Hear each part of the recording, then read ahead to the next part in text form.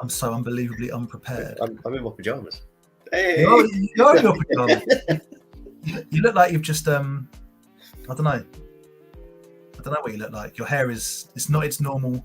I know I had a shower and it's just like You're like a weird angle. There's kind of a hostage video going on with what you got. Kind of. The lady's watching the football, so I've been thrown into the bedroom. And watching football? Is there football on? I didn't know there's football on. She likes Tottenham Man United. I was watching Brentford, the Blue guys, Chelsea, I think. Oh man, I've been watching politics. 31 voted against. 31 voted against it. That is. So imagine how much higher that would have been if there had been if they'd been allowed to. Yeah. I don't know we're on. Yeah, sorry. We're politicsing. Anyway, right. Let's say hello to other people, and then I want to bring our special. I know there's going to be little news interruptions. The politics is politicking, but I know we don't talk about that on the show. How you doing, Pete? Good evening to yourself. Paul, how you going, mate? Looking forward to seeing Paul at our. We're starting a tradition this year of a Christmas get together where we all eat beef dripping. It's going to be spectacular. So, it's going to be cool. It's going to be strange. It's going to be disgusting. Lee, glorious. Andrew, good evening, my friend. How you doing, Carlos? Kieran, hello to you. Good evening. Davenal, good evening. Dave, the retro collector, Mr. Plastic and Mr. Beast. Mr. Beast, an oft overlooked Mogwai album that you've inadvertently referenced there. Fantastic Mogwai record, that one of the best in my opinion. Mogwai, the band Mogwai, not the Mogwai. Not the Gizmo. Yeah. They are named after the Gizmo. Mogwai. I guess so. Yeah. They're a Scottish band and they're flipping brilliant. Okay. If you like that sort of thing. How you doing, Tony? Evening. Also, I just jumped to Pete at Black Adam premiere yesterday. I want to talk about Marvel later on. It's DC. No, but I know, but I was reminded about Marvel, right. about MCU. Anyway, yeah, I've got beef. I've got beef and it's not dripping. Hey, Dan, Aaron. You get to see The Rock. I mean, I'd love to meet The Rock. I don't care about The Rock. Dude, I'd love to get a hug from him and John Cena. I reckon it'd be so like. John Cena, I know you're talking my language, but The Rock, who cares? How you doing, Aaron? How you doing, good toys, my friend? You good? Good evening. I'm hoping there's lots of people in the chat that might be able to help me figure out what a figure is, because we've got a guessing game later on, but I want to bring our special guest. Yeah, no. No. I wasn't having a go. I'm reminding myself because I'm just chatting away. Hello, Steve. Happy Wednesday to you. Darren, hope all is well. Big up yourself, Grant. Still annoyed with you for not doing Sandown, but that's fine. We'll get over it. Is he not doing it in November? No, he's coming we'll see him. He's coming as a buyer. Oh, okay, yeah, because Grant and his lovely lady have done something for me in regards to the little checklist as well. Okay. So I'm looking forward to getting it. Two, very grateful that they offered some help with it. I'm excited to see how it all turns out. Excellent. Well, I'll miss Grant selling at the Sandown, but I'm sure they won't miss melting next to the window. Bizarrely, he insists on being next to the hottest point in the entire building. That's all right. That's up to him. Dave, hello, mate. We'll be seeing you in 2 weeks. Not even 2 weeks, 10 days. NEC. There you go, Andy. The Rock was there. Did you get a big power? 100%. No, the Rock don't touch people. The Rock uses the gym down the road from Paul when he comes. Yeah. Would you want to work out next to Rock? I didn't want to go work out next to him, but I'd ask him to bench press me. Go and throw encouraging words at him. Right, we'll come back to that. We've got a guest today who does weird expressions. It's because I'm getting cramps in my leg. I'm in a really weird position. I told you it looks like a hostage video. Our guest today he's a very creative person that makes stop motion animation stuff, which interests me on a very personal, old school level because I love it, basically. So from I Made This, it's Ollie. How you doing, my friend? Hello. How you doing? All right. How are you this fine, balmy evening in Staines? I'm very good. I heard you talking about Mogwai, and that album is rad.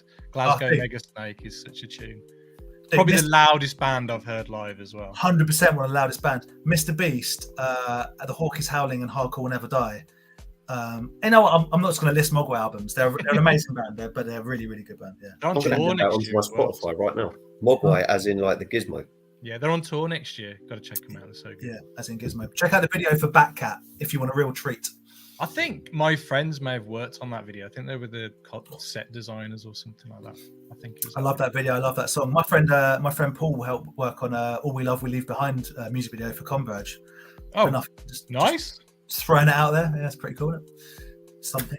Is that shot here or in America? He made it over here. Okay. Yeah, I think I if I remember correctly, because it was a while ago now, him and some friends made this video because Paul did some music videos for my band back in the day. Are those the ones you sent me? Yeah, one of them. Yeah, he runs his own company called Spilt Milk, and he's a really great graphic designer artist and does lots of t-shirts and posters and stuff for loads of bands. He's also played in lots of bands. Anyway, I think him and some friends made a video for it, and we're like, oh, we've made a video, and Converge liked it so much they went, that's our official music video. If that's to say, I think it's one of them, but yeah. Oh, quick, what's up to Callum? Make sure you go and check out Retro Ghetto's latest videos. Rampage video. Yeah, he is quite angry in one of them, so obviously, it's quite funny, isn't it? It's all good. Welcome to Ollie. Hello to Ollie. Hello. I bought stuff from the toy scavenger before, I think. From Paul. Oh, amazing. Yeah. Paul's an absolute legend. So before we sort of delve into your living, you like toys? Oh, I love toys. Well, I made this. Used to be called I Make Toys, and that was my Instagram handle, and that's what I used to do. Was just like, I'd say they're toys. They never actually moved. They were just resin models that look like toys. Okay. But now I'm trying to actually make articulated toys and stuff. Because the sort of models you're talking about, that's very much in Andy and our friend Rye's wheelhouse, and Ben, in fact, of like minifigures, almost like Safubi style. I mean, I know, the Mimps and whatever, but so you used to make like molds and then inject. Wow! So I used to make these like resin. This is the very, very first one I ever made. So as you can see, I like Ninja Turtles. yeah, that's fair. So that's like green resin and like a bit of painted detail, and then I made another one and made a He-Man as well. So that's cool. Kind of, but then none of them move. They're all static. But now I'm trying to get into like making like articulated toys. That's what. Yeah. There's still a big market for the static, almost like Oh yeah, art toys are massive. Yeah, what I'm talking about, like the kid. That's kind of. That's how I got into it. I found this guy on Instagram called Where's Chappelle or Cracked Hatchet, and he just made his own figures based on movies and stuff like that. And I just started talking to him, and he kind of just told me the basics of how to do it. So then I just bought a load of stuff and just started giving it a go. And it's kind of like a bit of an addiction though, when like you keep getting ideas of new things you can do. And it's funny because me and Andy were talking about this, and like literally last night, because we were watching it. I can't even remember his name, and I apologise if he doesn't watch this. But there's a gentleman that makes turtles. Emmy Adventures. Yes, the man. Because Rye has a Judge Dredd one he made, and I was just doing a Beetlejuice one, and we were talking about it, and like the process looks so complicated yet simple. Yet the fundamental of it is you have to have artistic talent to sculpt in the first place. I think he started off like just actually getting figures and then sculpting on top of them. But I think he now does it fully digitally. But there's others. There's Custom Stolf, who's really good as well. And there's a new one called The Foot Toys as well. It's pretty good. I think Plastic one. I think he makes, but again, sort of individual, like Bosch, like one off. Just Probably, yeah. What was the one you did? Custom Stolf? Custom Stolf. He does like Ghostbuster Turtles and stuff like that, and Indiana Jones. Okay. No, it's not. I got. Is he in? Oh man, I bought a like custom Battle Beast off of someone years ago. He's from Sweden. I think it is the same guy. This was a long time ago. But yeah, he did. I thought he disappeared from Instagram. Maybe it's not.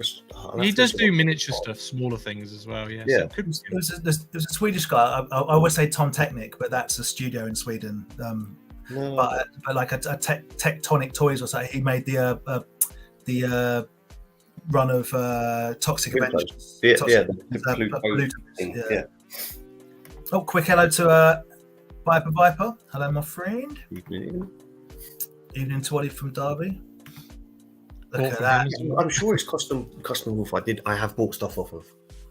Probably. I'm glad you're enjoying the rev. Oh, I'm trying real hard to not drink energy drinks. Just on a side note of that, I've developed quite a monster habit, and I'm drinking far too many energy drinks on top of coffee. It's a real slippery slope, man. I'm for the NEC. I know you're not adding the NEC. Like it's going to be that's my first challenge of like I wake up, I'm like I need an energy drink, so I'm going to have to maybe drink coffee. But I really do love that taurine. Absolutely love that taurine. But I'm trying to stay off them. I've never drank a Monster in my life ever. Oh, there's some glorious flavors. Here we go. Sai, evening to you, Sai. Ollie's video and Optimus Prime Lego on the channel. Oh, thank you. I'd recommend you watch it. Oh, and we'll just say a quick hello to Jason. Got the book. Perfect. So you're would you say you're I don't want to box you in, but are you primarily a Turtles man, or do you like 80s, 90s? Is it a bit of 80s and 90s? You know, I was born in the I wouldn't say early to mid 80s. So yeah. I love how you're not going to don't narrow it. Yeah. I'm 39. I don't care. God damn it! I'm still the oldest. You've got a firehouse behind you, so the. Oh yeah, Ghostbusters is probably my primarily. Like my favorite franchise, but it's not my favorite to collect. Were you? So like, it's my favorite film, one of my favorite films. Were you happy or irritated? But not Ghostbusters 2, right? Because that's not a good film. I've got like a nostalgia for it, but I can recognize it's not a very exactly the same. Were you happy or sad or indifferent when Kenner re-released all of the original Ghostbusters line? I didn't really care, to be honest. I've got my original. Indifferent is. And I've got the new ones boxed on cards, so I've got best of both worlds there. Yeah, I thought that would be a good way to have, if you wanted something carded, to display. It's a nice cheap way. Same with the Turtles. The Turtles reissues. You haven't got to buy 180 quid originals. You can just buy nice, pristine. The problem with the Turtles, the reissues, especially the new ones, the colours are totally off. The molds look so janky, like they're so old now that they're just showing their age. And like especially like they've redone the blimp and stuff, but it's not the original blimp. It's like the 2013 blimp with the original blimp on top. So it's just like a mess. It's like weird mismatch. Yeah, sort yourself out, Playmates. Like, come on, Playmates. It's like it could be so good. Just Playmates. Oh yeah, they could. Playmates could kill it, but they just don't. You know, they release like massive turtles that are completely out of scale with like Stranger Things figures and stuff. It's like, what are you doing? Like, come on, guys. on a semi-related note, shout out to our pal Ed from Edge Retro Geek Out. Go and check his whenever he drops his new videos, because there is some crazy turtle stuff that he's. He's been on an amazing little trip. I was going to say I can't remember if the video's out, so I won't spoil it. But I don't think it is. He sent us some pictures, and it's it's impressive. Really, the video that he released a couple of weeks ago, where he goes to that guy's house and he's got that insane collection. Yeah, like there was a Ghostbusters Ecto 1 that had like lights and stuff like that, and I had no idea that existed, and now I want that, but I have no idea how you'd get hold of that. It probably exists in just in that guy's house. Yeah, probably. It's like, oh, I bought this Ecto 1 and then used my degree in engineering, and 20 grand later, and it works. You can drive it around. You're like, okay, cool. Yeah. Absolutely love it. A quick question from Viper. Does Ollie collect Lego sets as well? No, not really. I think I've got the Batmobile, the Ecto 1, the DeLorean, which I haven't actually opened because I'm going to do like a little stop motion for that, and I've got the Optimus Prime, but that's it really. I don't. So you buy Lego sets to animate, basically, yeah. But also to bulk up lines that you are interested in, as opposed to being interested in Legos. If that makes sense. Yeah, kind of. I mean, I do love Lego, but I hate they're the worst dust collectors. Do you know what I mean? And all you have to do is look at them, and a bit drops off them or something, or you just knock it, and it's just. Andy once tried to put that that Star Destroyer in his car in one piece. That did not come out in one piece. Oh, sorry, Death Star. It's late. I apologize, Death Star. Sorry. I can only imagine the dust that's up on that. Oh, yeah. Nightmare fuel. And I think I clean it quite regularly. But no, I really do admire Lego. I think it's great, but they're quite expensive and take up a lot of space. Agreement with Playmates. Some of their stuff is a bit janky. And Ed is the absolute. He's not just a turtle dude. He's a top dude. Ed's a good guy. What's Ollie's thoughts on the Playmates Turtles versus Street Fighter figures? Yeah. It feels like every year someone's mentioning a different crossover with them. What are they like? What? I mean, the Street Fighter figures look alright, I guess, for like how much they cost. But the Turtles are like bigger than the Street Fighter characters, and I just don't. You only, in my opinion, and this is just my opinion, you only really need the state of the art Street Fighter figures, and like, so you're like, oh, that's done. Like, I don't know how you could better that. It's. So you run we'll make sure I get your the YouTube channel right. I made this EYE_made_this. If you don't follow it, make sure you do go and follow it. I made this, and some of the stuff that I've seen is I guess the main stuff I've seen of yours is the music videos that you do. Yes. It's real big. So that's under my production company, which is Better Feeling Films, which I do have a website for that. But but the problem with the music videos is I can't upload those myself because I don't own them. So I can just shove them on my website. That's it. Yeah. But what were you saying? Sorry. No, I was going to say so. I want to talk about stop motion because I absolutely love it. I love. I think we all grew up with Clash of the Titans and like Christmas films like that. But for me, it's from things like Brain Dead with the monkey that I'm talking about. Like I like the Martian monkey or whatever it's called. Yes, thank you. Andy doesn't like these sort of films, but like I don't know. The little monsters from the gate. Well, the little monsters in Gate are actually like they're real people, aren't they? Yes, like but the end boss, the end enemy is like a big claymation character. And have you ever seen The Golden Child with them? Oh, a long time ago, I think. That's got another like big. It's very similar to the Gate, big stop motion monster at the end. Let's take it to something more in Andy's wheelhouse. Let's say the Ebosisk from Willow. Yeah. Anything that is stop motiony movie. Even from the Nick Park stuff to Morph, whatever. I mentioned to you beforehand about The Adventures of Tom Thumb was a film I used to love, like very much. That's a really creepy film because he's kind of like a fetus essentially, isn't he? Deeply sad film, deeply sad. But things like that in Eraserhead are what I loved growing up. So how did you get into not just enjoying stop motion, but how did you actually get into doing it? Well, I got into it basically. My aunt had a video of Aardman Animations, and it didn't. I think this predated Wallace and Gromit. So it had all Creature Comfort stuff. Had Creature Comforts, and like it had this like Shakespeare animation on it, and like a lot of their early stuff, Sledgehammer, by Peter Gabriel. And every time I went around to my aunts, they'd just shove it on, probably just to kind of get me out of the way, so I wasn't bothering the adults and stuff. But I just loved this video, and one Christmas, we had a camcorder growing up, but it was one of those you couldn't do stop motion on it. I tried. You could if you pressed it really, really quickly. But it'd still be about 3 seconds. Yeah. And she brought me the Wallace and Gromit, make your own Wallace and Gromit set for Christmas one year, and I think I just made many films where Wallace and Gromit kill themselves in like loads of different ways, basically. Wallace and Gromit After Dark. Yeah.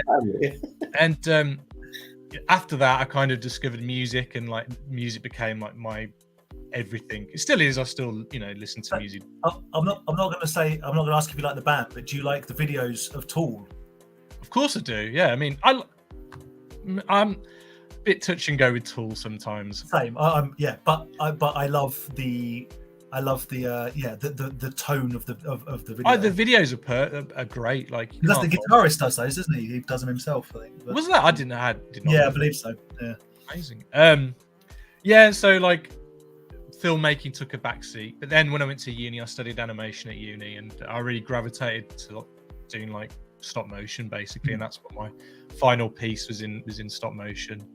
And then I found it hard to kind of get anywhere after that. I worked on a few feature films in the prop department and the graphics area, but because like stop frame animation like software wasn't readily available, and like if you wanted the Adobe stuff, it was like you had to pay for each like piece of software like Premiere or After Effects, or you pirate it or whatever. It sounds very similar to when like Pro Tools and Logic and stuff came out.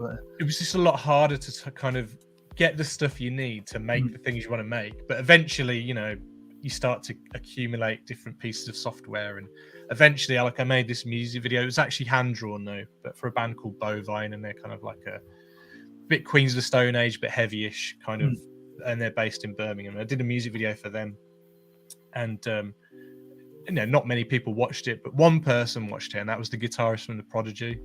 Oh, okay. Is that Gizbutt? Yeah, because he's from Birmingham, you see. I know.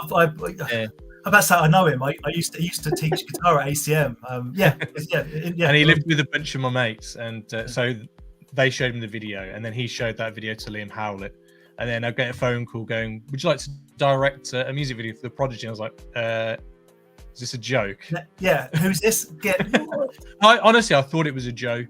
Turns out it wasn't. So then I was a teacher at that point, and I managed to quit my teaching job to actually be a professional filmmaker, and I've done that ever since for the past, I don't know, 8 years or whatever it was since then. But yeah, so I directed a video for The Prodigy, which was hand drawn. It's called Nasty, and it's got the fox. So the album cover was like had this fox on the cover, and so it was an animated video, but I actually filmed a real fox down in London. Okay. Yeah, so that was interesting. The fox got paid £1,000 for like 4 hours of work. It was insane. Did you hand select the fox, or you just found the first one? Well, no, like I was when I was doing all the concept design, I kept drawing a fox because, you know, I'm an animator. I thought that's what they wanted. They went, "No, we want a fox." I was like, "I'm drawing a fox. This is a fox." And they went, "No, we want a fox." It is a fox. And then I said, "Do you want an actual fox?" They went, "Yes." I was like, why did you say that? Yeah, why do you say that? And so I went online. I was like, "How do you find a fox? Like, there's plenty that like mange around my back garden at night, but like I can't really film them or capture them." So I just typed in animal actors, and the first thing I found was animalactors.co.uk. So I phoned them up and I went, "Have you got a fox?" And they're on your books, and they went, "Yeah, we've got a fox." And I was like, "Can I hire it, please?" And they went, "Yep, sure." And that was as simple as that. 250 quid an hour.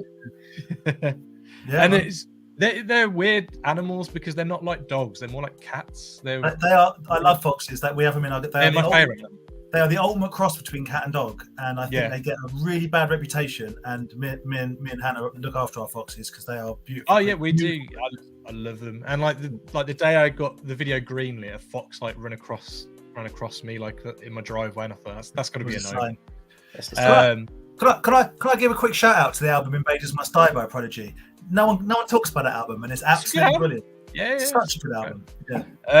And then I did a claymation video for my friend's band called Youth Man. They're kind of like a noisy punk band, like 3-piece punk band. And then a band, Psychedelic Corn Crumpets, saw that video. Yeah, big fan of that trilogy. And then I've done 8 videos for them now over the last 3 years, and I just kind of literally work for them full time, pretty much. just their personal animator. Just gonna quickly catch up with some of this.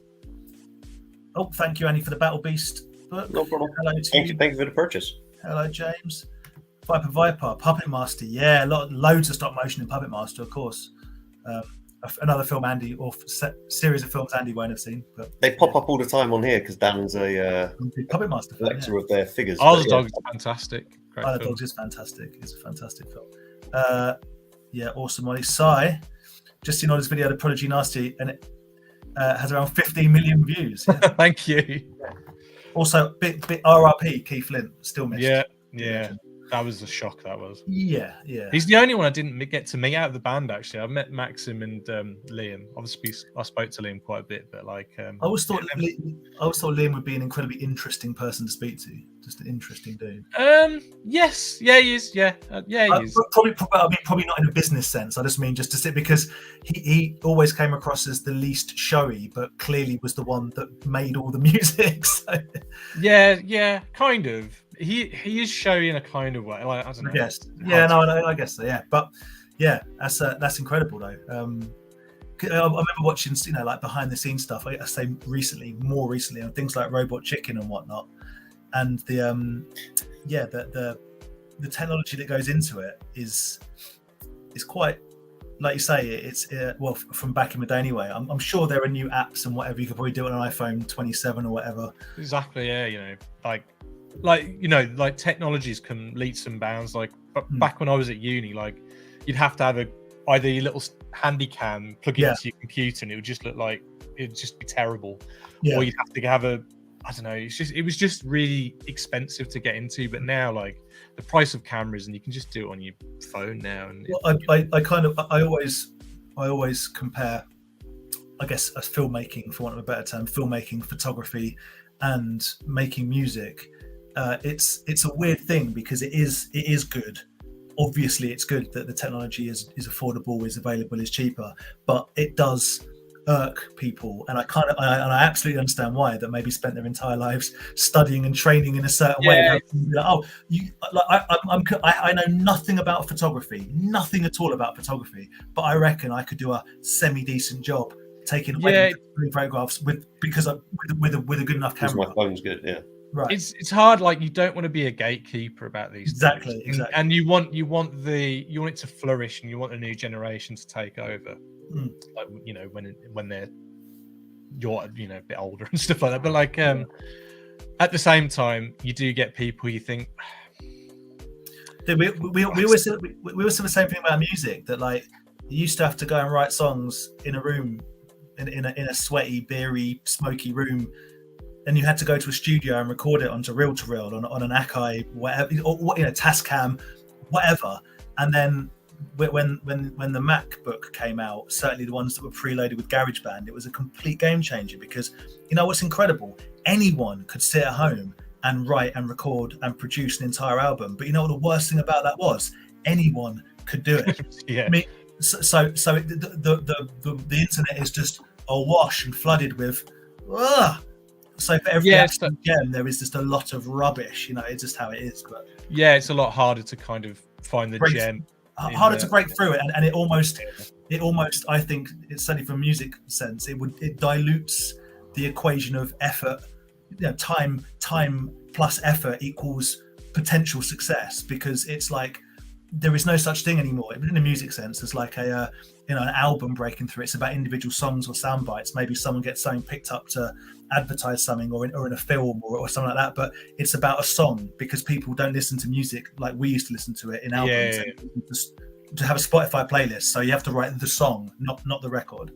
If you're a new band, obviously older bands, you can do what you want if you're already established. I think now what they have to do is have one hit on TikTok, and then that's it. It's nuts. Yeah. Nothing.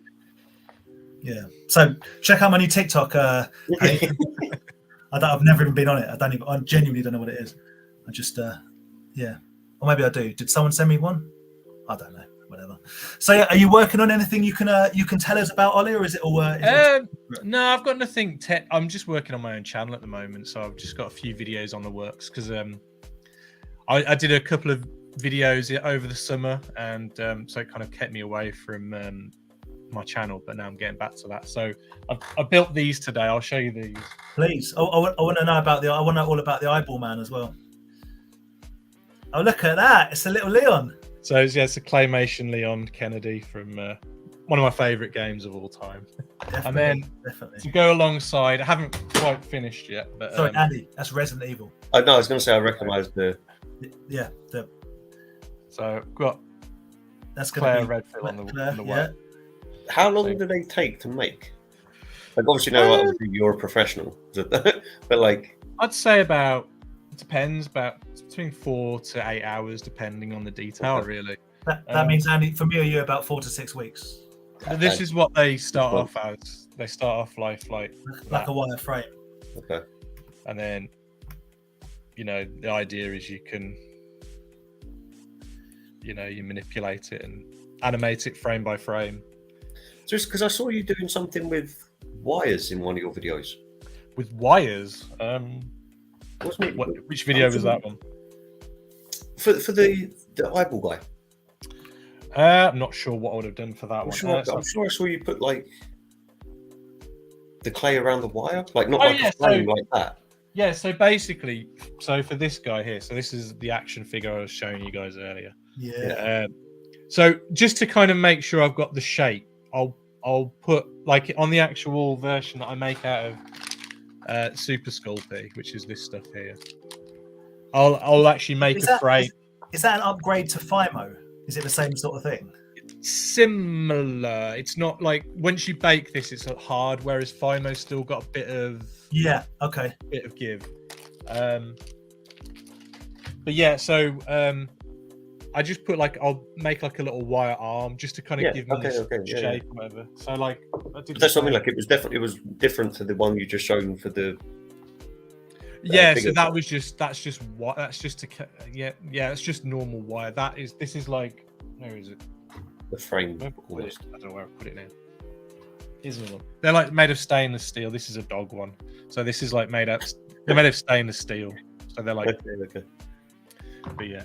So if you did anything with Resident Evil, I've still got a couple of hundred 1/6 zombies. Okay, I might have to borrow some of you. all pre-made, so I haven't got to make wireframes for any of them.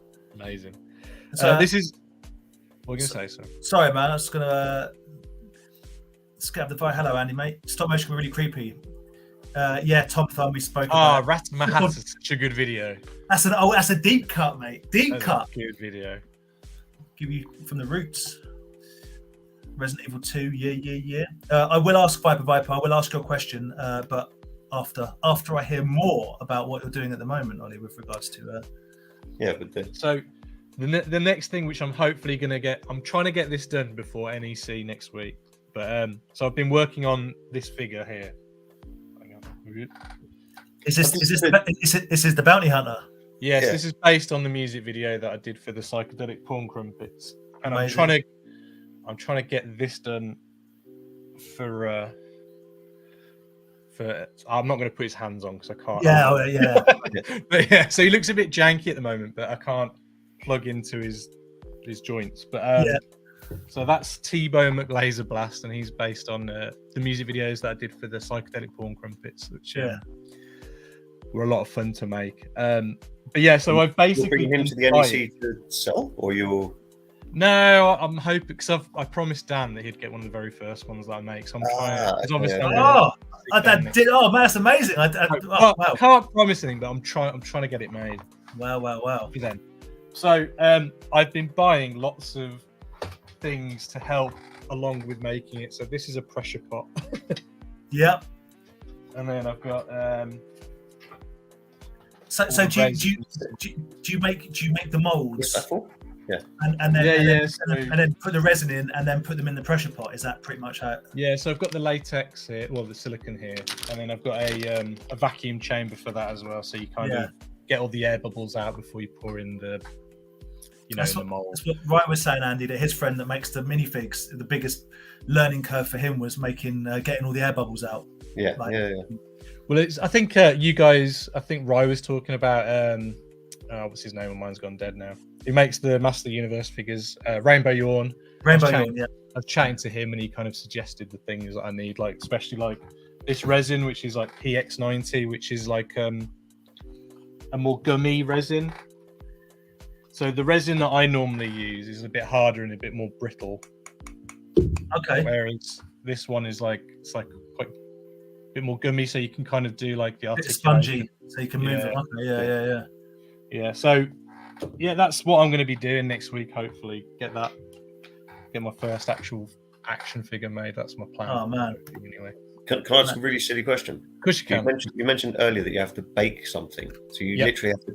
You do cook it, you have. Yeah. So this stuff here, the Super Sculpey, once you've once you're happy with like what you've made, Yeah. you literally put it in the oven and bake it for like half an hour, and Okay, it comes out and it's hard. And you can't- yeah. And then you have to kind of, it's not done then, you'll probably like sand it down, prime it, and then you'll realize, there's still some more bumps and moves, so you'll sand it down a bit more, get some epoxy out, and kind of, because you don't want to overbake it, because if you overbake stuff, they crack. It's crack, right? It's brittle as well. Yeah, so you use like epoxy, which is like a milliput, and you kind of build out more of the detail of filling holes and things like that. You know, all my zombies, Andy, they're basically their faces are all made with milliput. Right, okay. Yeah, and cooked. So milliput it doesn't have to bake. That dries like once you mix the two different things together, you've probably got like a working time of about an hour with it, and then it hardens. 8 hours later, it's like rock solid, and nothing will break it. Question for Ollie: have you got any toys on pre-order? And have you got any idea what your next purchase might be toy-wise? Oh, that I've actually going to buy myself. Yeah. Doesn't need to. He's making his own now. No more to be bought.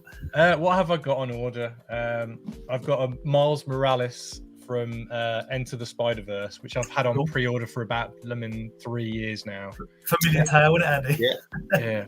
The boys of pre-order. Yeah. What else have I got on pre-order?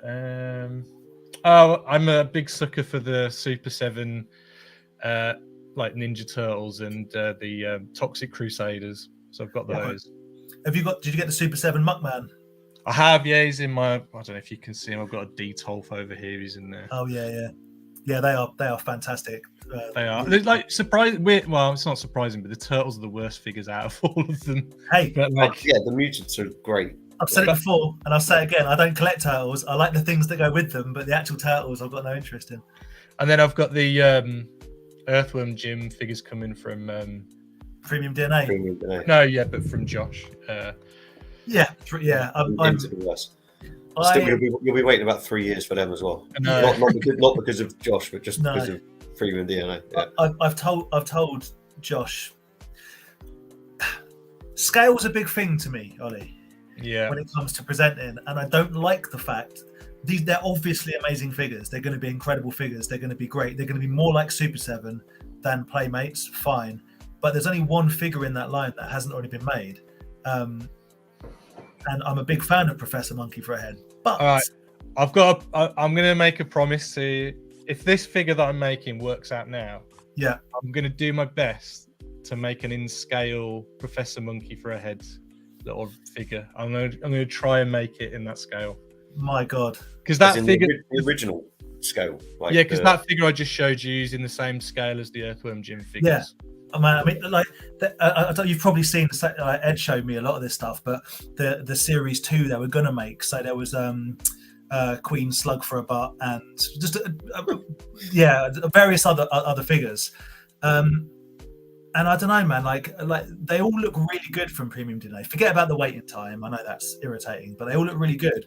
But I don't know if I want to start another size collection. Does that make sense? No, I know what you mean. Yeah. So what I said to Josh, I said, no, don't order them in for me. But 100%, if he gets them in, he's like, I've got them in front of me. I'll be like, yeah. Of course I will.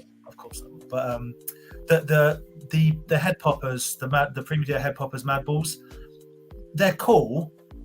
I like the size of them because it's something totally different. But it enrages me that there's only 3 of the 9 that I want. So I'll end up getting rid of all of them. Anyway, this isn't about me and Mad Balls. Mad Balls upset me because when I was a little kid, I was probably about, 5 or 6. I have a lot of family in America, and some of them came over and they bought a Mad Balls. My uncle Ed bought a Mad Balls for himself, and I really, really wanted it. It was the mummy like one with all the bandages. Yeah, Dust Brain. Yeah, that one. And whenever I went round, they stayed at my nan's house, and when I kept going around there, they were here for the 2 weeks, I kept playing with it, and I was hoping.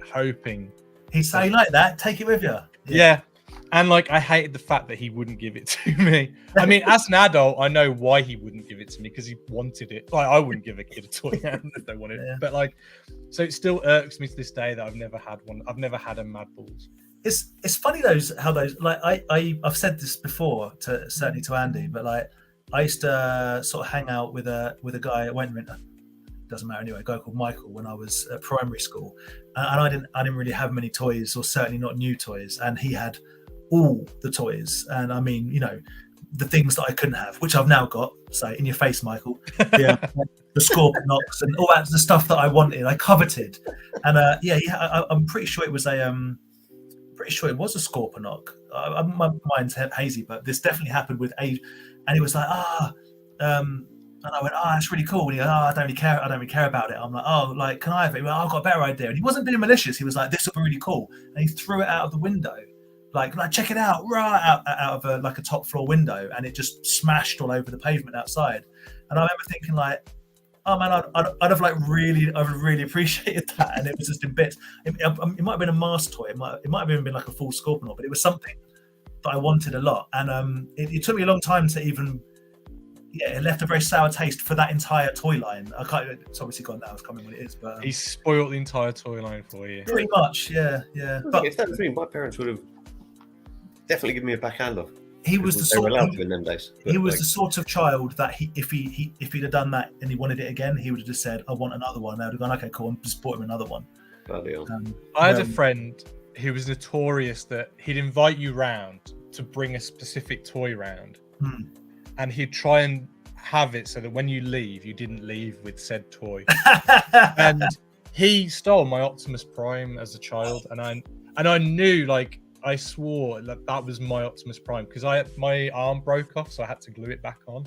So the glued one, And I'm like, this is funny. Your Optimus Prime, which you never had before, is now got a glued arm. The exact same deformation mine had. Yeah. All I had left was the trailer, and that left a sour note in my. Well, but he did it to my other friend. Is crazy. Funny enough, mate. I'm just going to grab something here which ties this all together. Hold on. It's just one arm for Optimus Prime. Yeah. So this is one of my old Mad Balls, but it's not actually a Mad Ball. It's a knockoff Mad Ball. Oh yeah. But this was one of my favourite ones. And to stop that happening, I got my mum to write my name on the back of it. Biro used to you couldn't get Biro out of those soft toys. That's in there forever. That is. So yeah. It's like I've got like my old Stay Puft Marshmallow Man, and for some reason it got infected with my highlighter pens, so it's got highlighter stuff all over it. Me and Andy find Stay Puffs, or used to find them. Certainly a lot more at car boots, and Paul Toy Scav will tell you this as well. There's something about that rubbery plastic and like Biros and stuff, man, you just sometimes it just it is what it is. It's just it's played with.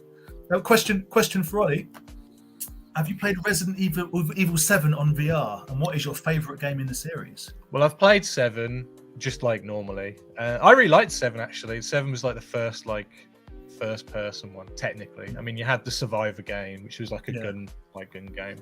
My favorite game, it's got to be Resident Evil 2. I'm sorry, but Resident Evil 2 is just the best one. It's the original one.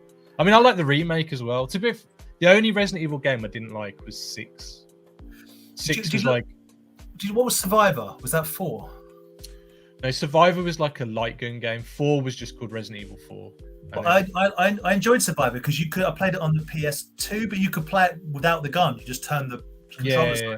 Weird, but there were the other ones as well, the Dark Side Chronicles, which were like on the Wii, I think, and they were like. How do you feel about the worst the Resident Evil films? We could have an entire conversation. And I'd love to, man. Like me and you should do a podcast where we just talk about how bad the Resident Evil films are and progressively get. And then they said, we're going to restart. We're going to reboot the franchise. And I did one for Netflix, and it was not for Netflix. I did the film, and it was utterly terrible. And then they've done this for Netflix, though.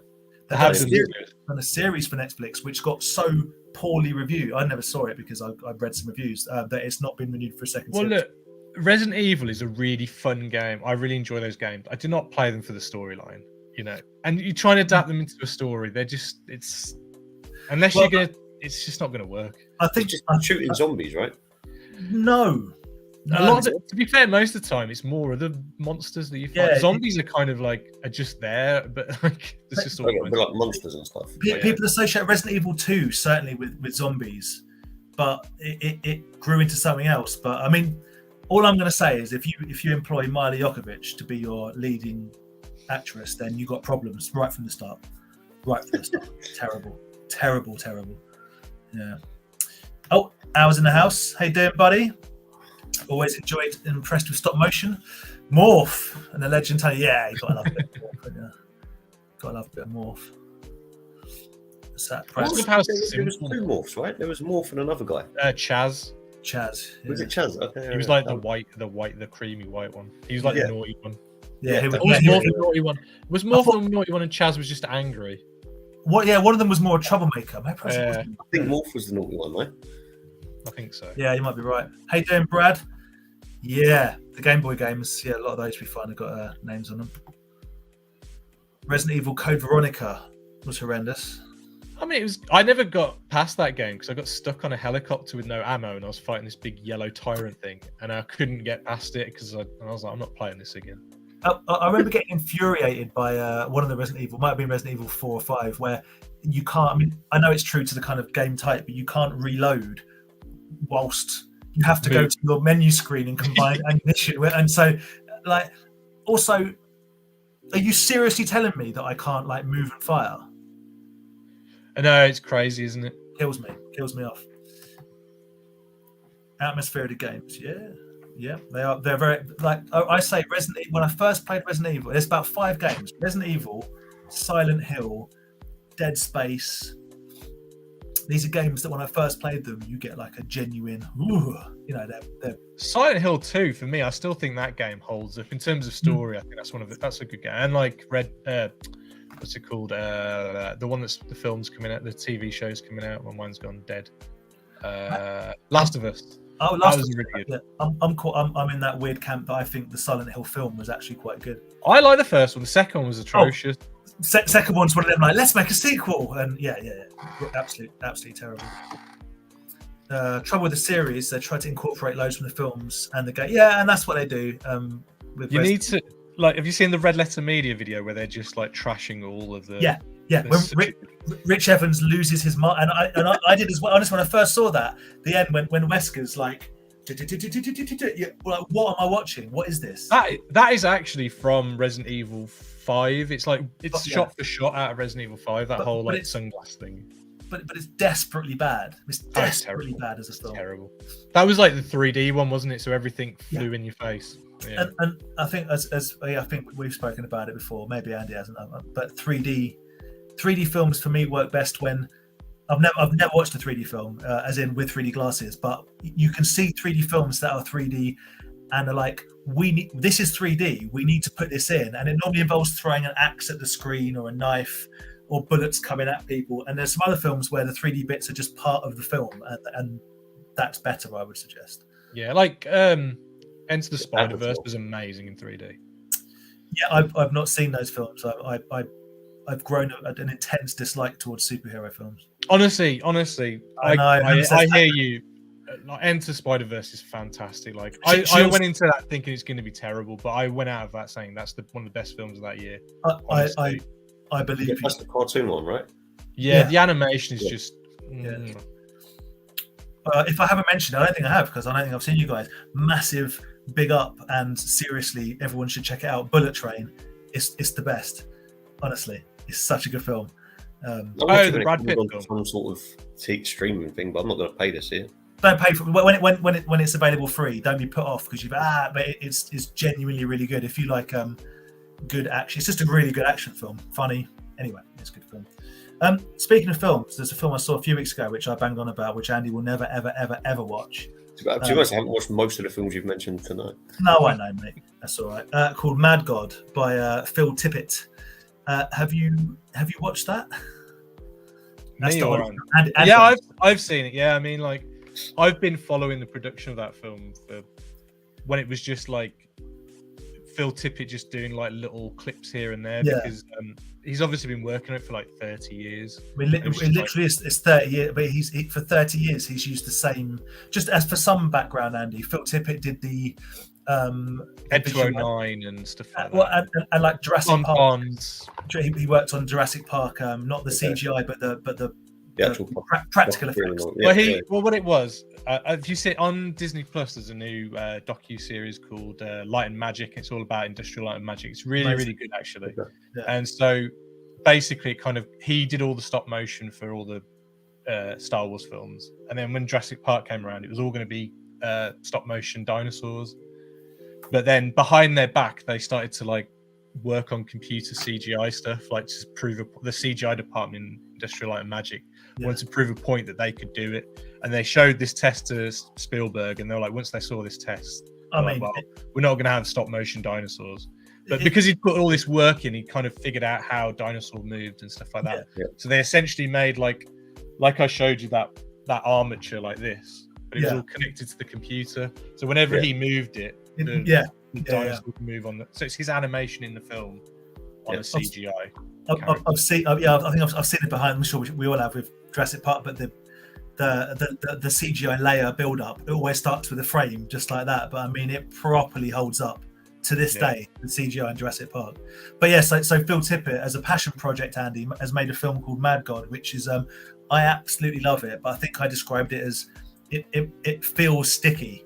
Like after you watch it, you feel like you need a shower. You need a watch. Yeah. Right. Okay. It's grimy. It's dystopian. It's funny as well, though. It's genuinely funny, but it's also utterly disgusting. But not in a convention. Not in a and this happens and then this happens and it's just a very filthy. I just love it. It's the sort of thing I love. The soundtrack is amazing. Apart from I hate the sound of babies crying, and they use that to quite a good effect. To make you feel incredibly uncomfortable. But I wanted to ask your opinion on it. What as a stop motion animator, what did you think of a 30-year stop with the same cameras? I believe he used. I mean, that's the best thing about it, because it feels consistent. Yeah, and like he's an amazing animator, and he's a really good film. Like he's a filmmaker first and foremost. You know what I mean? Like he's not just an animator. He knows how to tell a story. Yeah. I mean, it's not a conventional story, is it? It's not like But like he just for background, he did all the effects on the first Starship Troopers, and I think he directed the second Starship Troopers. I think was his first. That's a shame. That's a shame. That's a black mark. Black mark. That's a film I have seen, sadly. Yeah. But yeah, I think he looked fantastic, and I'm a big fan of Adam Savage's Tested, a YouTube channel. I don't know if you've watched it. Yep. But over the last 5 or 6 years, they've been kind of, because he's good friends with Phil Tippett. They keep. I didn't know that, but that doesn't surprise me. So they keep there's a lot of episodes of Tested where they're like just visiting Phil Tippett's studio, or they're seeing behind the scenes of Mad God. And this is before it kind of became what it is now, when it was just like more of the passion project. So it's quite interesting. You can see like behind the scenes of it. I saw just apropos of that, I saw a sort of 10-minute short of Adam Savage visiting Grant Nakamura's lab. It's really sad. Really sad. Yeah, just because they've not where he was, they haven't done anything with it. They've left it as a kind of for at that point anyway. I don't know about now, but if you want to watch a film that will make you think, that is about God and humanity and the Big Bang sort of, and creation, none of it makes sense, and it all makes perfect sense. It's not a film you can really describe, but it's absolutely brilliant. But it is a grimy film. Absolutely love it. I'll tell you what I watched for the first time the other day. I watched Killer Clowns from Outer Space, and I have no idea why I've not watched that sooner, because that's like a perfect film for me. Love Killer Clowns. So good. Yeah, but here is a stop motion in the movies. What sticks the most? I'm sorry, Lee, I don't know what that was in reference to. I've been nattering away. Apologies, mate.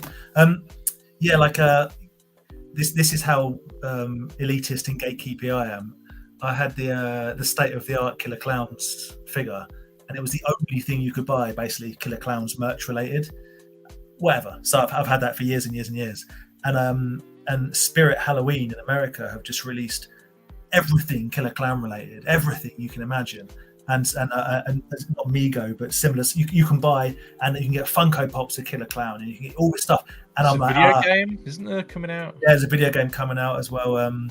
So yeah, I I've sold my state of the art figure. I'm like, it's not interesting to me anymore. But do love Killer Clowns. It's too mainstream now. But no, too mainstream for a guy like me with my Earthworm Jim. And I always thought it was supposed to be more violent than it was, but it's not. It's quite like kiddie-fied. Super B movie, silly. Like, you'd enjoy it, man. I mean, I probably would, but but because it's not a horror film, it's just silly. I mean, you might like. What I love about it is like there's a lot of like killer clown like kind of movies out now, but like this one like really goes into the tropes of clowns. Like they capture people in cotton candy, and like all the gags are to do with being a clown. Like the sniffer dog they have is like a like a blow up balloon animal dog that kind of is so good, so like inventive. Doesn't he bust someone's head off on the test your strength machine or something? Yeah. It's so good.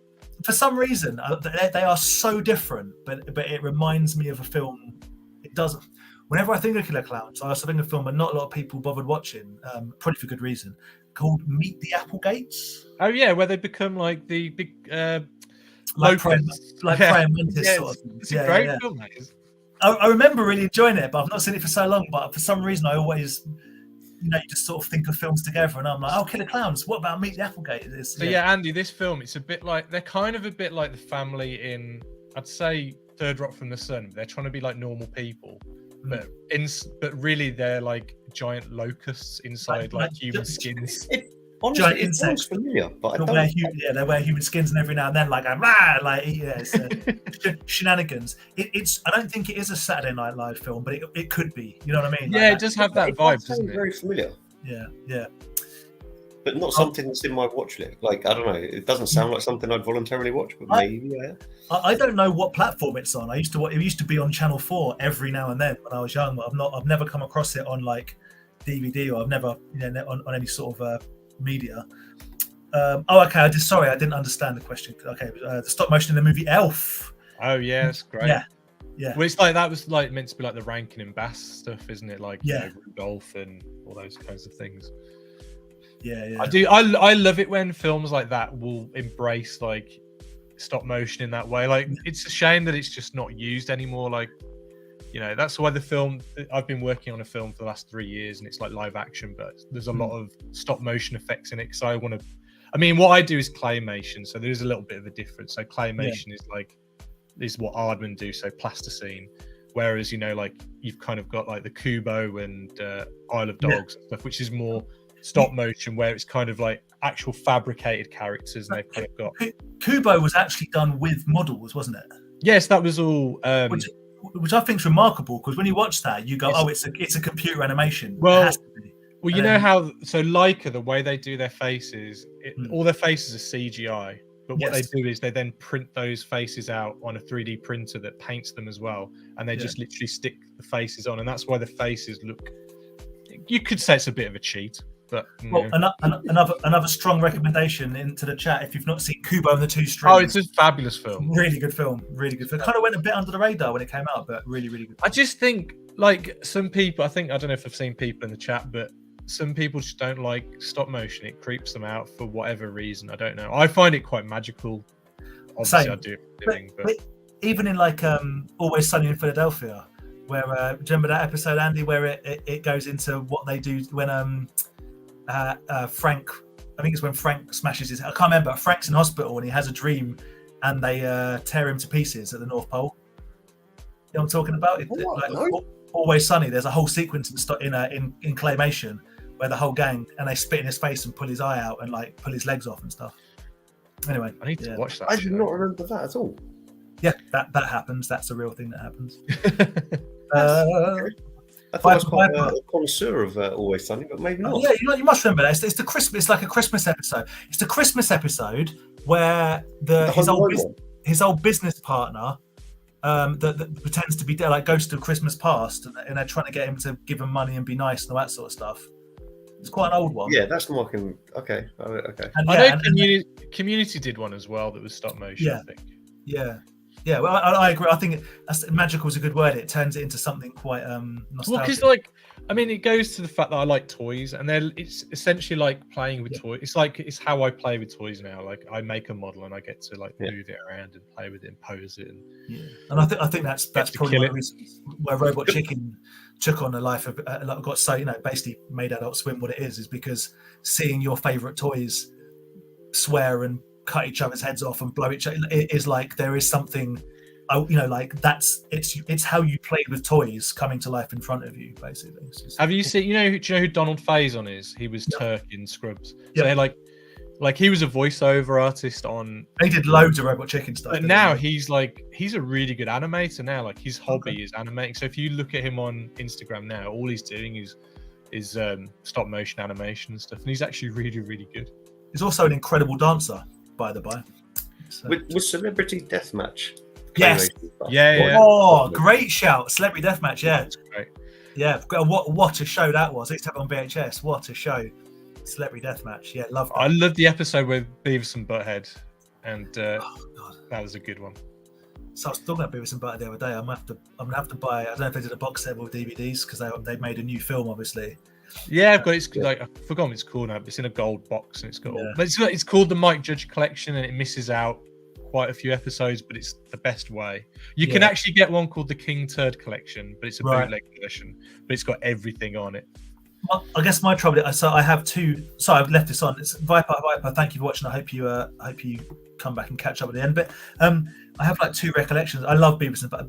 A lot of my early music forming was through Beavis and Butthead and a program called Noisy Mothers, which was that one. So it was. I didn't have Sky or anything like that. So people that had Sky watched Headbangers Ball.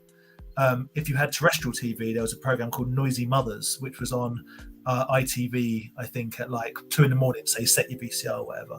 But Beavis and Butthead was a weird one because the VHSs were obviously kind of like 7 or 8 minute cartoons, which I loved. But part of it was with the music videos incorporated into them. So I first heard Crowbar, White Zombie, many bands. I've interviewed the actual director of Beavis and Butthead is a lovely lady called Yvette Kaplan, and she was like the co-director of the movie, and I've interviewed her a few times, and she's absolutely lovely, and it's amazing. I love Beavis and Butthead so much. Yeah, absolutely. It's a stupid thing, but great. I think the cards from the film, like the cartoon film, they had cards for them, or like I'm pretty sure they got banned from my school. Beavis and Butthead to America, yeah. I'm pretty sure we got like not allowed to bring them in and stuff like that. It was funny because the CD used to say that the CD single of Roller Coaster. Roller Coaster one. Roller Coaster, but the B side was Lesbian Seagull. Egbert Humperdinck. Yeah, like I really want Super 7 or someone to do like figures of. I know they did those crap. I didn't like those reactions. I thought the sculpts were really bad. So I've got the reaction figures of them in their Burger World, whatever it is, costumes, and I've got the glow in the dark ones. I don't. They're someone else. I can't remember who. I love those ones from the. I've got those ones. I don't know why I'm with the bases. Those look really nice. I think those figures. But I just think those are cool. I just don't think the Super 7 ones look nice. But I think if they do a bigger like Ultimate ones, I think they could do a good job with those. I'm always if it's a figure, I kind of want it to be like 6 inches or bigger. Yeah. If it's minifigures and stuff, then obviously smaller the better. But a figure of a character, just that'd be that would be the one. Like say a bigger figure. Yeah. Red Letter Media. Who's your favourite in Red Letter Media? I probably have similar taste to Jay. I enjoy watching Rich the most, but I'm probably most like Mike in real life. But I like Tim, I like Josh, I like Jack. Jack's my favourite. Jack is an underrated diamond. He has absolute nuggets. He is brilliant. Yeah. Never watched it. It's my favourite YouTube channel by like an absolute country mile. And I watch it literally every night. I've watched every episode 1,000 times. It's embarrassing, but I just enjoy it. Is it a cartoon or like what is it? No, it's a review show.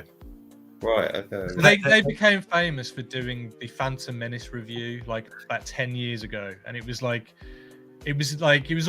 kind of told from a first person point of view, and he's like this guy called Mr. Plinkett, and Mr. it's Blink kind of review. Yeah. it's very dark and like there's some questionable things in that one. Probably He did it as if he was like a child murderer, like a psychopath stalker that like had women in his basement and whatnot. But the way that he deconstructed the Star Wars films is kind of legendary because genuinely it's the best. His review of certainly the 3 prequels. You'll never watch those films again. Full stop. But in the same way, you'll never see them again. You're like, oh yeah, they're bad. And he explains literally scene by scene how bad they're in a hilarious way. But yeah, so him and the production company, him and Jay Bauman are the production company, and they do, my favorite thing they do is called Best of the Worst, where they review really bad films. Okay. And then pick which is the best of the worst. We'll watch it. I'll pick a classic episode and me and you'll watch it sometime. And I love it. It's pure. If I could choose to do any, if I was talented enough or interesting or funny enough, and I could do anything on the internet, it would be what they do because it's just the best. But I'm not, so I won't. So there we go. Carlos went to Spirit Halloween yesterday. Yeah, again, trick or treat. And wasn't a big deal, like a little, I don't know, you know Trick or Treat, Andy? I think I have seen it, yeah, the little pumpkin. That's it. It's like an anthology of like five or six stories that all come together again. But no one really cared about it. And Sam, they kind of made like a poster boy. Well, yeah, but you got like the Chucky and the Pinhead and the Leatherface and the Jason and the Freddy and the Beardick and the Beard and the Sam. The what? Trick or Treat? What, from that one film that he's? It's weird that he's. I don't like his actual face. I like the mask, pumpkin, but his actual pumpkin head. It's because he looks like a bad version of Pumpkinhead. And Pumpkinhead in itself is. Ben, how you doing, man? Hope you are well. Thanks, Ben. Love, buddy. Big love. Late to the show, but that's all right. How you doing, Betatron? How are you doing? Betatron, message me, please, so we can sort out. Yeah, I mean, you probably can't see him, but I've got a load up there. There it is. You haven't got any spare. You haven't got a spare walkabout boomerang, have you? No, I don't even know walkabout. And you've got a walkabout, haven't you? You got me one. I liked it so much. It's pretty funny. Heard Celebrity Deathmatch made the band Hanson cry. That doesn't surprise me. I mean, it's funny, isn't it? That there you go, mate. You'll be in touch. Celebrity Deathmatch was like, it was a bit of a moral panic, wasn't it? If I remember, I remember when Mortal Kombat first came out, people wanted it banned because the fatality scenes were too violent. But Celebrity Deathmatch, it raised a few eyebrows because it is absolutely savage. It's pretty gory, like. Super gory. Yeah. It's super gory and violent, but it's also with claymation, so it looks like a kids program. It's fun. Yeah. Apparently, I think it might be coming back. I have a feeling there's talk about it. And I didn't Marilyn Manson, wasn't one of his videos like done by the same people? Almost certainly, yeah. I would be keen for it to come back, but only if it was done in pure stop motion. Oh yeah, if it's like done the same style, right? The same everything. Yeah. Well, the thing that there's a lot of people who do CGI now, and they'll put like plasticine textures on it to make it look like. Don't do that. That's naughty. I don't like that. That's cheating. That is naughty. I was remember the board referee. Let's get it on. That's what he said. Yeah. Oh yeah. That was great. That was generally great. So, NEC. Are you coming to the NEC, Ollie?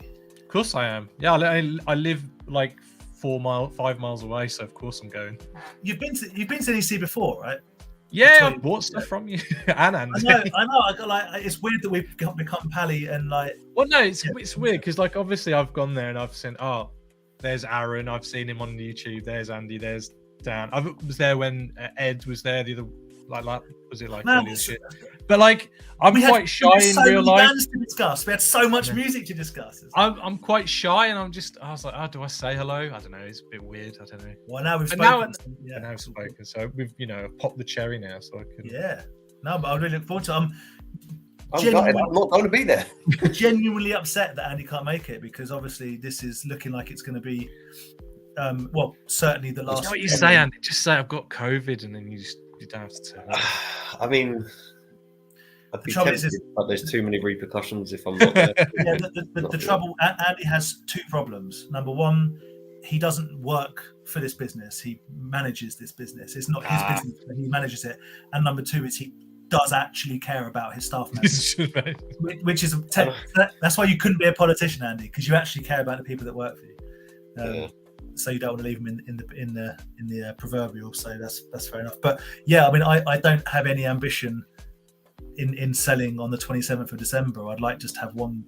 I haven't had like work's just been horrific all year, and I haven't had any time off at all. So it would be like, I could have at least a week where I haven't got to do anything. And you know as well as I do, Andy, if you sell on the 27th, for us, Ollie, as you can imagine, we have to get up at 4 o'clock in the morning to get there. So it kind of kills Boxing Day. Do you know what I mean? And you just think, but that would be the last time it would appear. It'd be the last. Which is kind of making me think I'd want to go to it because it will be the last one ever. It's a shame. It's a real shame, yeah. I don't know where else they could do it. I don't know. I don't know. I mean, the problem I have, the location is really not necessarily the NEC. The NEC is a great location to have it, but that area in the middle, anywhere in Birmingham is fine. But if you start mucking around with it, it's just close enough for us southern guys to get up there, including the Bugsy boys who have an extra hour on us. I mean, luckily you don't have to. You come off the motorway and you're there. It's right there. You don't want to have to. It's the worst when you're on the motorway. Then you have to drive around the Wrekin like another hour just to drive 4 or 5 miles. Exactly. Which is fine at 5 o'clock in the morning to a degree, but it's not fine when you want to leave and it takes you an hour just to get out of the area. Absolutely. But yeah, it's like there's people that we only see at the NEC because they live up there and we live down there and we meet in the middle. But you know, no one's going to want to drive or travel sort of 200 plus miles to come all the way down to Sandown. Just like I have no ambition in, you know, if you said, there's an amazing Comic-Con in Edinburgh, it'd be like, well, I'm keen for it, but it's like a whole thing. Do you know what I mean? We got to book hotels. We got to rent a van. We got to travel. We got car share, all that. So I hope they do find somewhere else in the area anyway, but we'll see. But yeah, the week after next should be good, and I'm sad that Andy's not going to be there. Everyone's coming, Andy. You know that everyone's going to be there. I get tagged like daily. Like, are you coming yet? Are you doing it yet? It's like, no. You can't now. You couldn't. We've spoken about it to you publicly. If you bailed off for work now, exactly. Immediately. It'd be something like I probably do get COVID now. I'd be like, well, if you do, don't come to NEC. I don't want don't. I wouldn't do that, but something's going to happen. Or if I break a leg, which means I could still get there. Yeah, if you broke a leg, that would be that. Everyone. I have an opinion question for you, Ollie. As a man that knows his practical effects. How come in the film RoboCop, the Ed 209 effects, they're a little bit shaky and it's a bit jittery, but it's okay. What happened when the dude falls out of the window at the end? Oh, he's got those massive long arms, you mean? It's like they thought they'd make them longer for perspective. That's what I think they did, and it just didn't work. It didn't work. It didn't work at all. I mean, it's very strange. That was Phil Tippett who did all those as well. So you know what? If I ever met Phil Tippett, that's what I go straight to. Jurassic Park, don't care about that. Everything in between, your 30-year project, whatever, mate. RoboCop, long arms. I'll tell you what. If they ever did like an ultimate Ed 209 figure, I'm sure they have. It should come with that guy with like some attachable long arms or something. That would be incredible. I've got the Hot Toys Ed 209, like the big one. That would be so good to have a longer falling figure. But have they ever made figures of like the failed Ed 209s that have kind of got the crate, like the ones that lift off their heads and like? I've often lamented. I know there's one out now, like a new one, but I would like a really good big cane mech. Oh, nice. But they've made one now. Plates. Yeah. If you could have or like either actual miniature digital, or you could have like, even if they're just like holograms or those ones you tilt up and down, it kind of like moves a little. What's the word I'm looking for? Lenticular. Lenticular, thank you. Yeah, that sort of thing. I think like with like super, like give me the drugs and like happy, like that'd be cool. But yeah, all of it should come with someone with super long arms. How can you have that and you match that up with Hans Gruber falling out of the Nakatomi building, which is just so real, so real. Yeah, I know it's bizarre. I don't know which Was Die Hard after RoboCop? I think it was, wasn't it? I think it was like a year or two after. I think you're Maybe probably right. technology just got better after that. I don't know. Maybe Actually, they- well, I think the actual it's really Alan Rickman doing that, though, isn't it? yeah, but like how to make an emotional. They threw him off the top of a building. And we're they gonna said get that and they really- threw him. You know, Also, like the guy that dies though in RoboCop, he's only in that one scene, isn't he? no, he's the big bad guy, isn't he? Dick, whatever he's called. When he Oh, goes- the guy at the end. Yeah, I'm thinking of the guy. I'm thinking at the beginning when like he lays. You'll think the guy that gets turned into Swiss cheese in one of the most graphic. Yeah. You're fired. I just realised I'm Rick Rude now. Yeah. And he's the Dragon's I Order. love the Dragons. It took me way too long last week because I was up there. I know, I was watching. I'm going, like, is there something behind? Because I've got a Rick Rude. I've got a big Rick Rude there. I can't do my fingers the right way. No, to your left. Yeah. Question for Rye. Will Rye back on the show next week? No, he hates us, so he avoids us. There you go. Look, he's got a lot of Xbox to play. He'll probably be back. I think Soft play. we're going to try. I think it might be a bit of an NEC hype up next week. So I think Ben and Aaron will probably be on. Andy might have to work or do something. I'm just not coming. He's just got bothered. Yeah. I'm having nothing to do with this NEC malarkey. I'm the one that shut it down. No, I'm joking. Andy's going to call him. Oh yeah, that's a wicked line. That is. Call it a bomb threat. No. I'm not doing that. Any pickups? Okay, so this week, I know it's like 9:45, late doors. I don't have any pickups this week. Andy's got a couple of things. Maybe not to show, but he has a question, see if anyone can answer. But Ollie, have you got any toys you would like to show? I have, yeah. I've got two I can show. So I'm a fan of the Master of the Universe Origins. Have you gone into the Eternia set? I'm not gonna lie, I was thinking about it, but then I thought it's like 850 quid, and I don't know if that includes import tax. So you could be looking at nearly over £1,000 for that thing. I don't know. I could be wrong. My other question is where you're going to put it. Yeah, exactly. It's too big. I think I'll get Snake Mountain when that comes out, but I don't actually, looking at Eternia, I don't think it looks that great, to be honest. I don't like the design of it. I don't understand the hype about Eternia. Even the original one, it's just... It looks flimsy. Yeah. Having seen Grant's Super 7 Snake Mountain, if you were going to get a Snake Mountain, the Super 7 one is quite something. I don't know where I'd put that. it's also massive, absolutely massive. But yeah. So yeah, I went to TK Maxx because I think people on Toy Division on the Facebook group were. So I managed to find Web Store there for like $29 or something. You up? I haven't seen him in my one. I've only seen bloody Skeletor, hundreds of them. That's what he's wicked. He's got the cool little feature though, hasn't he? The little yeah. Does he climb? Does he go up?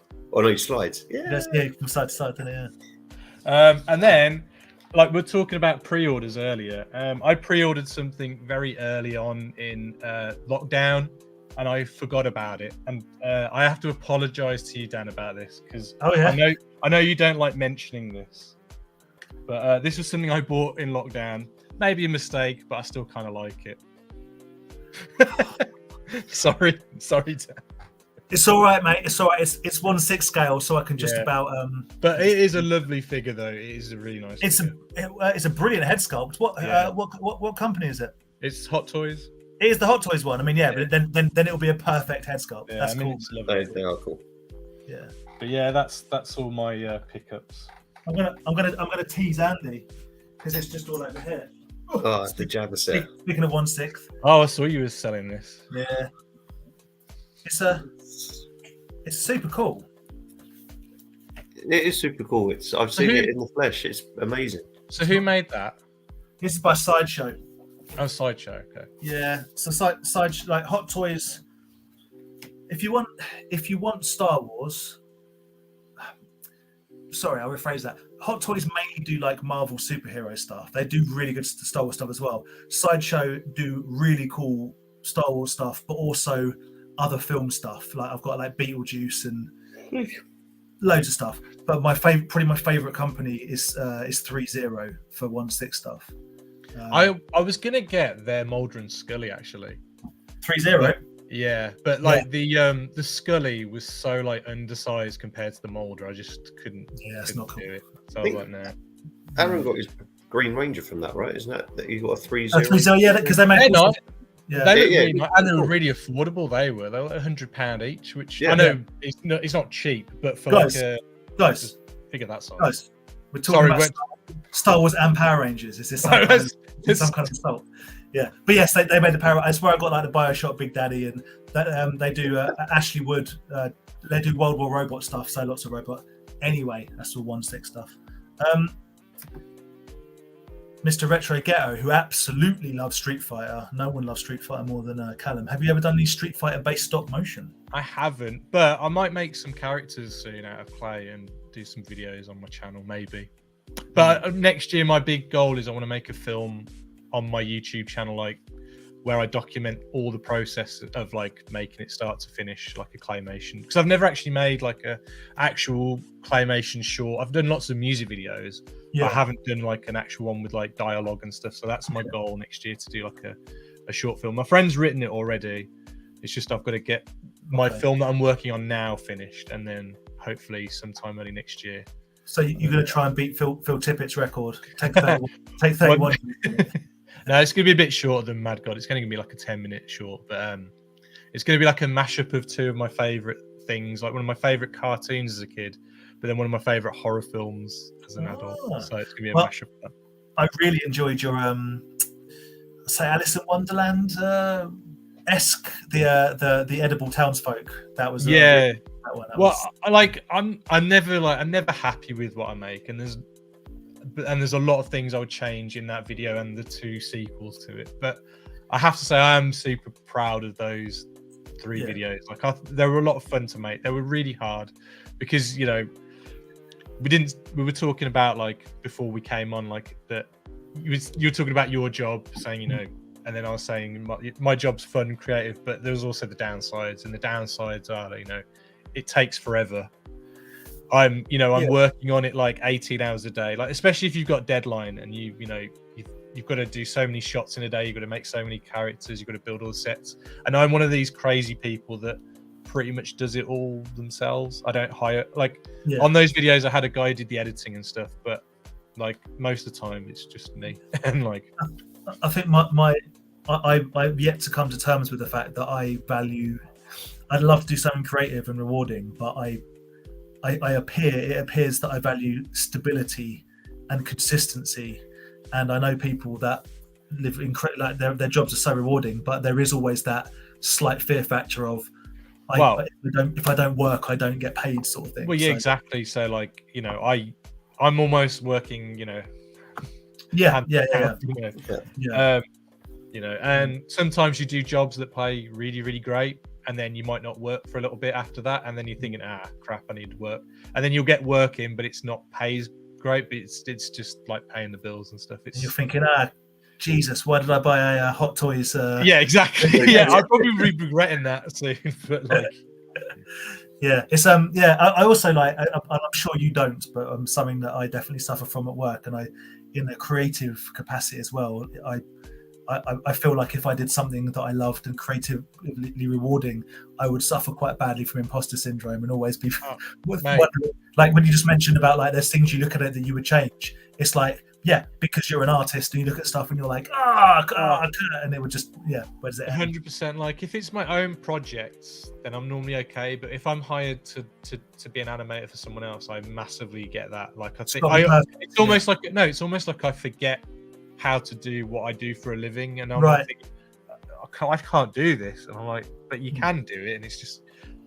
And also the other hard thing is when you're hired by someone else to work for you to work for them, it's almost like you get there and they want you to work straight away, and you're like thinking, well, when you work on your own, you kind of ease yourself into the project, like you set up time, you think time, prep and all that. But when you work with someone else, it's like, oh my god, they expect you to be like on it. Well, you're on the clock, man. Yeah.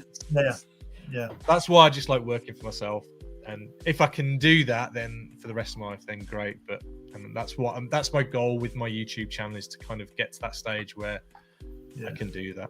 But well, I'm very. I've only got 200 followers, so anybody in the chat who wants to follow me. Well, we'll talk about it in a minute, but yeah, I'm very envious, but also conscious that these things don't just happen. So your ability to do this as a day job is due to your own hard work, if you know what I mean. Me and Andy slave away talking about one day doing something that we enjoy to pay the bills, but one day. Paul gets it. Literally sitting here working on designs. Yeah, but Paul's another one that's taken the plunge into doing something full time that he enjoys, and there's risk with that, but it seems to be going well so far, and long may it continue. Long may he reign. Long may it continue. Vegetron's tweet chest. Who's on with Dungeons and Dragons waves? Is that the new Hasbro ones from the cartoon? I think the Hasbro Pulse. Yeah. Well, you've got the Hasbro ones, you've got the NECA ones where they've done miniature. They've like continued on the original, like those 80s figures, and then they've done like 6-7 inch scale ones of those figures as well. Oh, okay, I like the only one I like is the one that I always thought looked like Danny DeVito. The little Dungeon Master. The Dungeon Master. Hey, yeah. I always found the weird thing with that cartoon is why was it a roller coaster they were playing? Was it the Satanic Panic thing? Was that why it was roller coaster and not playing the game? Like, must have been. Yeah, don't have fun, kids. It leads to death. For some reason, I always associate the Dungeons and Dragons cartoon with like a deep sense of despair and sadness. It's weird. I don't know why. Did they never find their way home? Maybe. No. Yeah, it was one of those shows where at the end of every episode they had the chance of getting home and they never did. Quantum Leaped it. I don't think I've ever watched it. It was like on the same time as like Mysterious Cities of Gold and things like that on CBBC, and it had a lot of those shows had like kind of a bit of a melancholic feel. I remember that the theme tune the theme tunes always got me as well for some reason. Perhaps I'm just nostalgic for youth. Who knows? Andy, you've got something, and I've completely forgotten about it, but I want to see it. No. Let's have a look. Show us. Does anyone know what this is? So it's a minifig. It's like a dinosaur laying down. But where's the head? Here. Oh, I see. Okay, right. So I thought that's the tail. Okay. The body, the neck, and then the head. Just my perfectly clear laptop, but yeah. Oh, we can get that. What's at the bottom? It says China 26. Oh, it's from the future. Because it looks. Basically, I got a job lot of mini ones in the pockets, but it just I can't seem to find this one anywhere. Ooh. I mean, could it be seen as like from an egg or like one of those vending machine things? I was thinking that it could be like the hatching dinosaurs or something. I don't think it's Land Before Time. It looks it's not cartoony enough. But like to me when you showed it originally, it looked like the arse end of a boglin, baby boglin. No, yeah. I mean, there was a random boglin in the little. Hello. I don't know. Has he got a monocle? It's got is it a monocle or eye patch? An eye patch. It's like he's wearing a watch around his head. He does. Little pirate guy. But yeah, I got a big old pack of buttons my pockets. Loads of them. Oh, there was another one in there which was really cool, but I don't know where it's gone. Oh well, but yeah, there was that. I looked for dinosaurs in my pocket and I just can't see that sculpt. Can't see that sculpt. No. It's where you find out it's just like it's literally like a random. Well, as you say, it could just be like from a Kinder Egg or something like that. Or from a vending machine somewhere, like And I think this is Screw Loose. Yeah, that's from Wingnut and Screw Loose. That's it, Wingnut and Screw Loose. He was in there as well. That's cool. That's a cool little find, yeah. Hey, it's a cool little find. I'm hoping that Super 7 do Wingnut and Screw Loose because like they're actually making the little ones a bit articulated, aren't they? Because like they've got the Ray Fillet figure and it comes with the little fish sticks guy. He looks like a little. I never realised in the figure that he's got loads of TNT on his back, so it looks like he's a little suicide bomber. You call him Ray Fillet as well? Or is it what is his name? I call him Ray Fillet just because I think Fillet. Yeah, it's posh. He has a different name in the Archie comics, doesn't he? Isn't he like Manta Ray or something? I don't know. Because there's like the Mutanimals or something. That's kind of like... You would have to ask someone like Ed, not me. I don't know. Ben might know. Ben's big. What would I do if Super 7 made massive needle noses and killer bees, Andy? What would I do? Buy them. You'd have to find them. Yeah. Look, this is something I actually wanted. Like, I wanted the Mushroom Pockets, but they're probably all going to be for sale. This guy. Hello. Another bad egg sponge. Nice. Weirdly, with that staff, he looks like one of the dudes out of Labyrinth. Yeah. I thought he was one of the looking at it looked like a beak. I thought he was one of the ones that had dark crystal. They're like, yeah, sorry, I said Labyrinth. As I said Labyrinth, I meant Dark Crystal. Yeah. I thought when you said it, I was like, Skexy.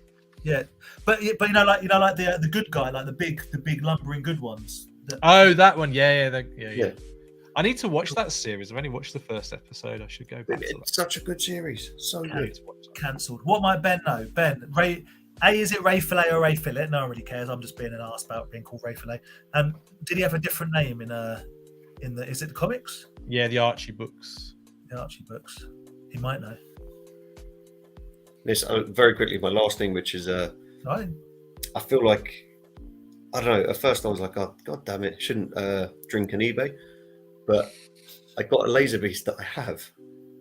Oh, but I thought, I don't know what I thought, but anyway, I've ended up with it. I got a notification saying you won. I was like, "Oh, fantastic!" But I feel like I've overpaid for what this is. But anyway, why would you even bid on something you already own? I think because in my sort of you were drunk. Delusional world, I thought it was a different one. Oh, okay. But you only need two, and both of those are like 300, 400, 500 pounds. It doesn't make any sense. Makes no sense at all. No. So this, I've got to figure. Yeah, I don't know. Anyway, I talked to someone today. They were like, "Actually, it's not a bad price considering he's got his weapons." I don't think. I think you paid not a bad. I reckon you'll get your money back. Yeah. We'll see. Were those figures articulated? I can't remember. Yeah, so his arms. My cousin's arms. Those was when I was a kid.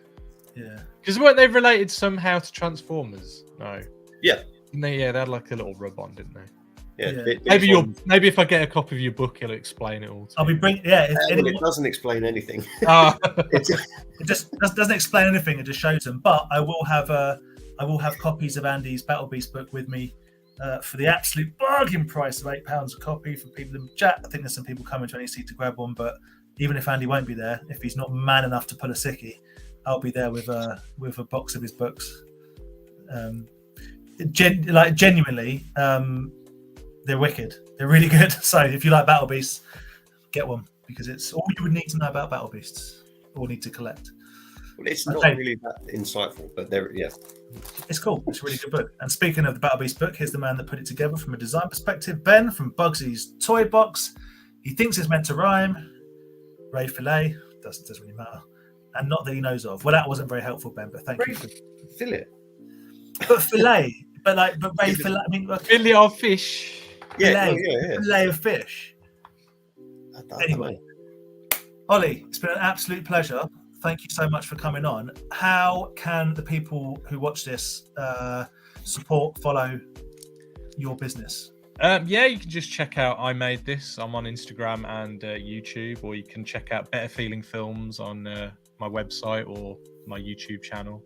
I just want to thank you very much, though. Every time I've commented or whatever, you've always picked me up, and I really appreciate it. So thank you very much, Dan.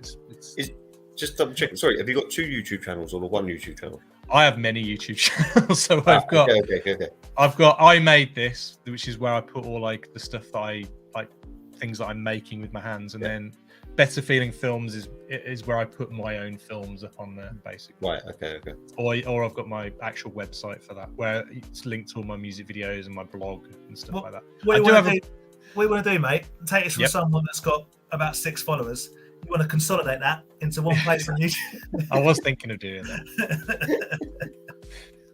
If we knew how, we'd put the links in the comments, but I don't. Yeah, we'll put it on the Facebook stuff. I Make This as EYE, as in underscore, and Instagram, of course. Follow Ollie on Instagram at I Made This as well. So yeah, it's all good, and we look forward to seeing you in real life at the NEC. Well, one of us anyway.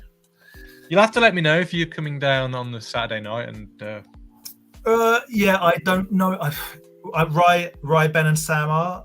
I am because I don't know. I don't know yet, but I will definitely be there bright and early. Cool. One way or the other. Yeah. Well, I always do the early. I always get the early entry because and then when the You have crowds to. come, I just leave then. It's the best way. It's the only way. But yeah. Plus, as you said, you're very close, so you don't have to. Yeah. I've got to get some pre-sales done. I'm telling you, I've got like 60 quid in pre-sales, but like that's the cost of That's what paper. you need. That's your That's the petrol cost. paper. No, I Yeah. don't know. Yeah, maybe it pays for the petrol, but yeah. But anyway, no, thank you again, Ollie, for coming on. It's been genuine. No, I don't think I did. I don't think I did stop motion justice. I don't think I sold it very well. I don't think I probably talked too much over it, so we'll do it again sometime. We'll do it again and mute Dan and just let you talk. Yeah, that's pretty for the. I love No, stop motion animation. I love claymation. I love stop motion animation, and I get too excited. So I probably talked over all the interesting bits. So, but hey, I've got the controls. So, thank you in the chat for spending your evening with us. Let's go back to watching the country burn. Going to go and look at the news, see what's going on. And we'll see you next week. Johnny's auction on Sunday, Monkey's Emporium, 6th day. Oh yeah, we didn't have a break. No, he sent me a message. He was going to do another video, but he ran out of time. So, Okay. but 6th day, that's on, and Ken from Back to the Toys will be on it, which is awesome because Ken's a legend. And we'll see you again next Wednesday. I think Aaron and Ben are going to be on. We're going to talk about NEC. We're going to basically talk a lot of smack about Andy if he's not on it. Be good. Awesome. Right, that's it. I'm ending the broadcast. See you later. Down in one, Andy in one. That's it. Yeah. Nice things for cigarettes. I can't do that. The most inappropriate Halloween gift basket. Just take one, children. Yeah, no. To be fair, it stinks of cigarettes. They've been in. I've had people send me toys in cigarette boxes. Like, why would you do that? Yeah. Rank. As an ex-smoker, still disgusting. Right. See you later, Anyway, guys. Bye. Bye.